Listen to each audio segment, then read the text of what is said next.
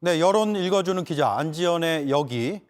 어제가 마지막이라고 제가 말씀을 드렸습니다. 그런데 단일화 때문에 안지연 기자가 오늘 다시 스튜디오에 나오게 됐습니다. 안 기자, 이른바 안철수 표가 어디로 갈 거냐 이게 가장 궁금하거든요.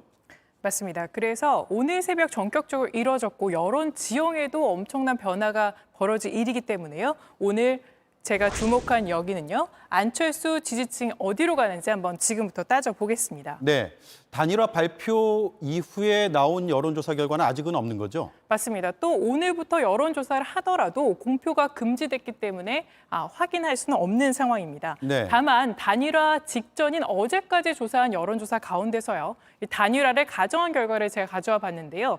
이 두 개 다 엠브레인의 조사 결과였는데 보시는 것처럼 결과는 사뭇 다릅니다. 이 문화일보가 의뢰한 조사에서는요. 두 사람 격차 0.9%포인트에 그쳤지만요. 중앙일보 조사에서는 5.9%포인트, 이 조사는 2,000명 조사인 만큼 오차 범위 밖에서 윤 후보가 우세한 결과로 격차는 벌어진 걸로 나왔습니다. 네, 조사 기관이 지금 같은 업체잖아요.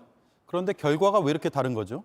일단 문화일보 조사는 양자 대결이고요. 중앙일보 조사는 삼자 가상 대결입니다. 이 때문에 심상정 후보들을 제외한 문화일보의 양자 대결에서 두 사람 격차가 좀 더 좁혀진 걸로 보이고요.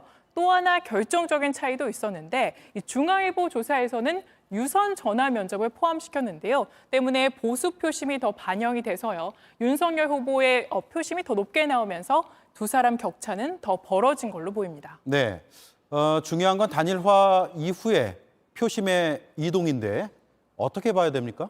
그런데 저희가 따져보니까요. 이 안철수 후보 지지층의 표심 이동 이 흐름이 심상치가 않았습니다. 예. 이 오늘 나온 두 개 앞서 보신 여론조사에서도 안철수 후보 지지층 어느 한쪽으로 쏠리지 않고 이재명, 윤석열 두 사람에게 나눠서 분산되는 모습이었는데요. 문화일보 조사에서는요. 안철수 지지층 지지율 이동을 보면 윤석열 후보에게 4.3%포인트 더 옮겨갔고요. 이 중앙일보에선 이재명 후보로 가는 표심이 2%포인트 더 많았습니다. 그야말로 대혼전 상황, 이 안철수 지지층이 어느 쪽으로 흩어질지 예상하기가 쉽지 않은 상황인 겁니다. 네, 정리하면 어느 쪽이 유리한가 이렇게 뚜렷하게 답을 내릴 수는 없다라는 얘기네요. 맞습니다. 그런데 다만 이재명 후보는요. 이제까지 안철수 후보를 포함한 연합정부 강조하면서요. 이 정치 공채 프레임을 계속 강조해 왔고요. 그런데 오늘 단일화가 이루어지면서 오히려 이 정권 교체 프레임으로 전체 선거 구도가 전환될 수 있습니다.